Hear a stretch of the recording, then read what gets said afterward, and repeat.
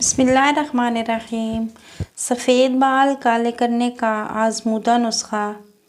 अगर किसी के बाल वक्त से पहले सफ़ेद हो गए हों तो इस तख़दोस जड़ी बूटी है, आम पंसारी की दुकान से मिल जाती है।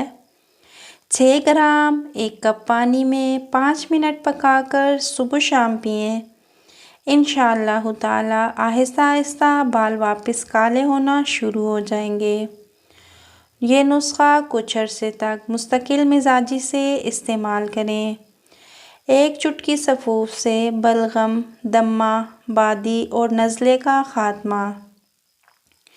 मोहतरम हज़रत हकीम साहब अबकरी के क़ारीन के लिए करेले का एक मुजरब नुस्खा जो हमारा आज़मूदा है पेशे खिदमत है।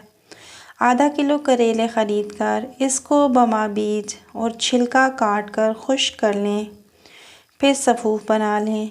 खाना खाते वक्त जो भी घर में सालन पका हुआ हो, खाने वाली प्लेट में 1 बड़ी चुटकी करेले का सफ़ूफ डालकर रोटी के साथ खाएं।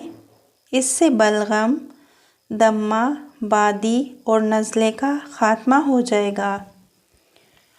और ये सफ़ूफ बलगम तो बिल्कुल भी नहीं रहने देगा, आपको बहुत ज़्यादा फ़ायदा हासिल होगा।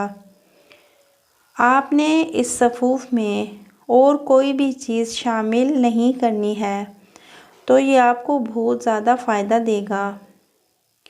बेसनी रोटी से अमराज का ख़ात्मा।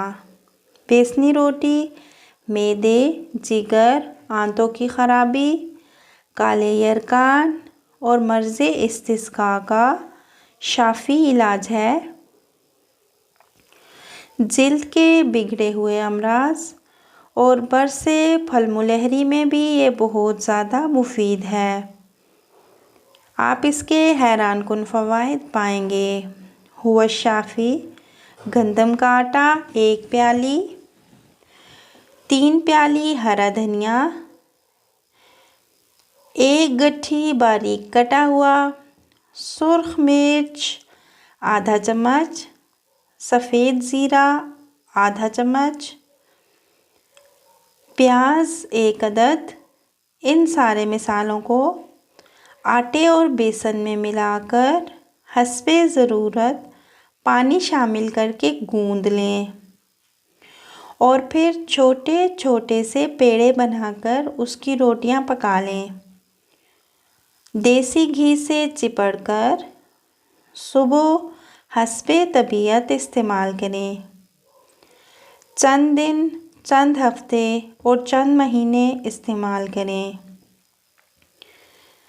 आपको इससे बहुत ज़्यादा फ़ायदा हासिल होगा। अगर चैनल पर नए हैं तो सब्सक्राइब कर लें। अमरूद में छुपा सेहत का राज। नंबर 1, जिन लोगों को दिल का आर्जा हो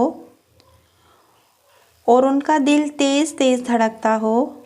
नंबर 2, बुलंद फशार खून हो, उन्हें अमरूद खाने से बहुत ज़्यादा इफ़ाक़ा हासिल होता है। नंबर 3, जिन लोगों को भूख नहीं लगती वो खाने के बाद 2 अमरूद खा लें तो इससे उनकी भूख बढ़ जाती है। नंबर 4, जिनका निज़ाम ठीक ना हो, कब्ज़ रहती हो, आंतों में खुश्की हो तो नाश्ते में पेट भर कर अमरूद खाएं।